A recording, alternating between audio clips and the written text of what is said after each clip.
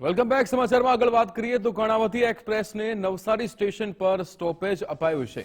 અમદાવાદ મુંબઈ વચ્ચે દોડતી કર્ણાવતી એક્સપ્રેસને સ્ટોપેજ આપવામાં આવ્યું છે. દક્ષિણ ગુજરાતના દૈનિક મુસાફરોને મોટી રાહત મળશે.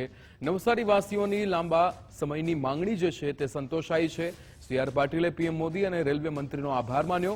અમદાવાદ મુંબઈ વચ્ચે નવી વંદે ભારત અંગે વિચારણા છે, ત્યારે સુરત ઉધના સ્ટેશનના નવીનીકરણ બાદ વધુ સ્ટોપેજ મળી શકે.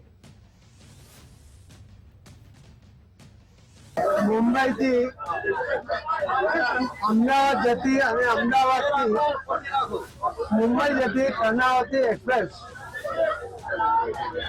કે જેની અંદર એસી કોચની સાથે સાથે 4 જેટલા સામાન્ય બોગી પણ એમાં જોડવામાં આવે છે. એ ટ્રેનનું સ્ટોપેજ આજે પહેલી વાર નવસારીને મળી રહ્યું છે. પહેલા પણ વંદે ભારત સ્ટોપેજ નવસારીને મળ્યું છે અને આ વધારાની સગવડ પણ નવસારીની વર્ષોથી ડિમાન્ડ હતી. નવસારીને જે રીતે ડેવલપમેન્ટ થાય છે, જે રીતે પોપ્યુલેશન વધે છે, જે રીતે એની આવશ્યકતા છે અને એના કારણે આ ટ્રેનના આજે સ્ટોપેજને કારણે આજે હજારો લોકો પ્લેટફોર્મ પર હાજર છે.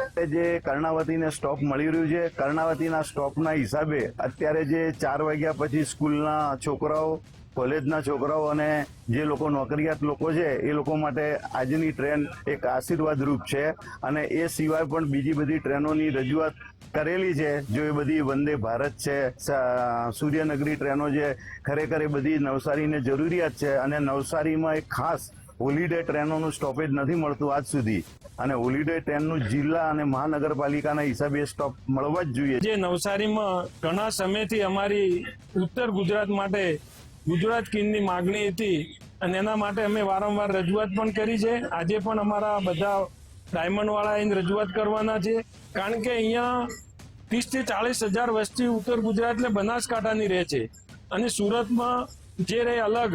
એટલે ઉત્તર ગુજરાત માટે એ ગુજરાત કિંગ આપે, લોકોને કાયમ અવર જવર થવા માટે પાલનપુર માટે આ જે બસના ભાડા છે એ લોકો વધારે પડતા ભાડા લે છે અને આ ગુજરાત કિંગ મળે તો જે રત્ન કલાકારોને અવર જવર કરવા માટે ઘણું સારું પડે. એટલે આટલી જ મારી વિનંતી છે.